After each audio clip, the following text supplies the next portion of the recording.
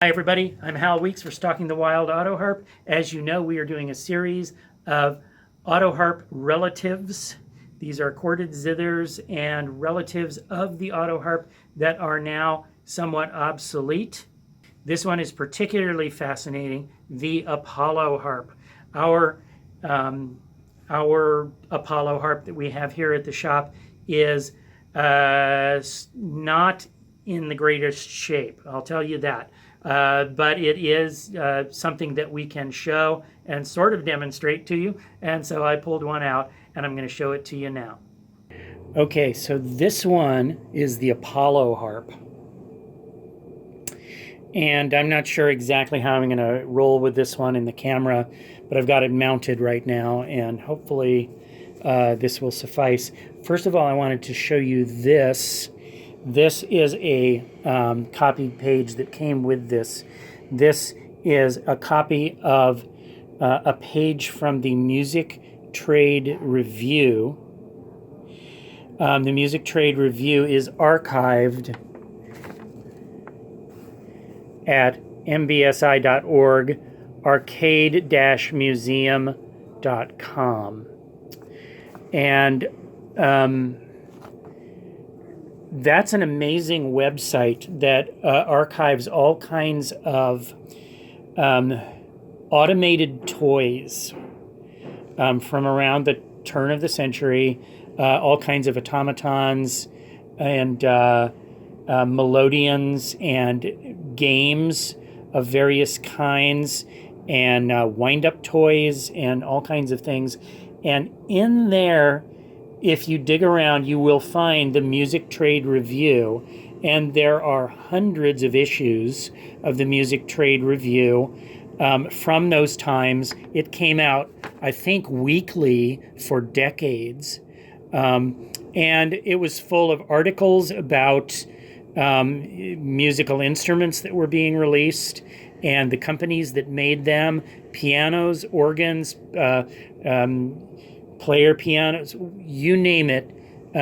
But here is the Apollo harp, advertised by Flag Manufacturing Company, and a little blurb. The latest improvements in the instruments place them clearly in the lead.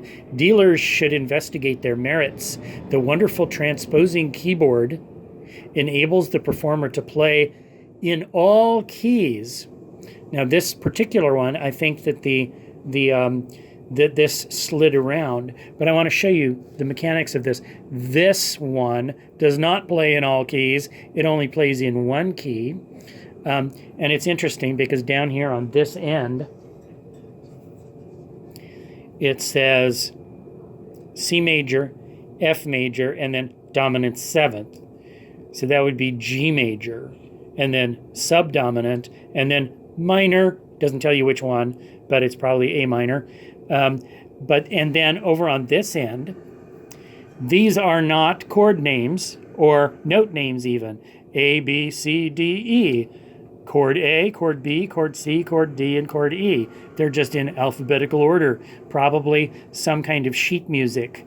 Now, we looked at this, and I guess a lot of these guys looked at this and could not figure out how it worked, what this whole thing was about. It's like a stencil. And I walked up and just started playing it. Basically, these felts damp, just like an Autoharp, the chords that you don't want. And what you do is...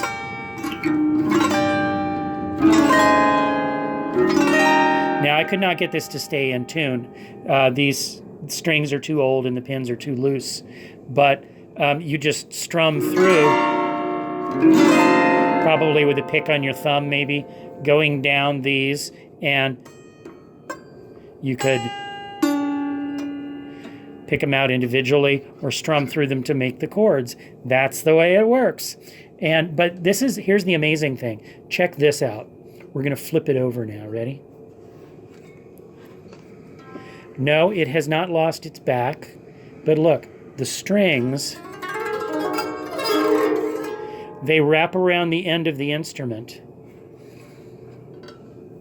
and they're up here. So when you tighten a string here, it's pulling around the bend and going back up here to where it's connected, and then it bends around again, comes back down, bends over and goes back up to the next tuning pin up there. So it's using counter pressure to keep it flat. In other words, the pull of the string pulling up on the end that would fold up the instrument this way is countered by the pull of the instrument, the string pulling the other way, and that keeps it flat. It's pulling in both directions across the back. So the side rails, unlike an Autoharp, the side rails can be real thin, and this is extremely light. It only weighs maybe 1.5 pounds, and so it's kind of an ingenious thing. The Apollo harp, and this says Apollo harp, trademark registered June 16, 1895. Number 5, Flag Manufacturing Company, Boston, Mass. This is covered with wood dust because it's been back in our wood shop.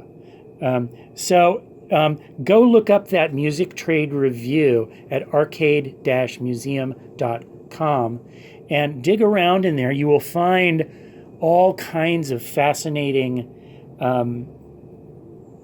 articles and things about what we now call the steampunk era. These were all steampunk musical toys and parlor instruments that allowed people to play simple music in simpler times when they were working busily away and didn't have time to master an instrument like the piano.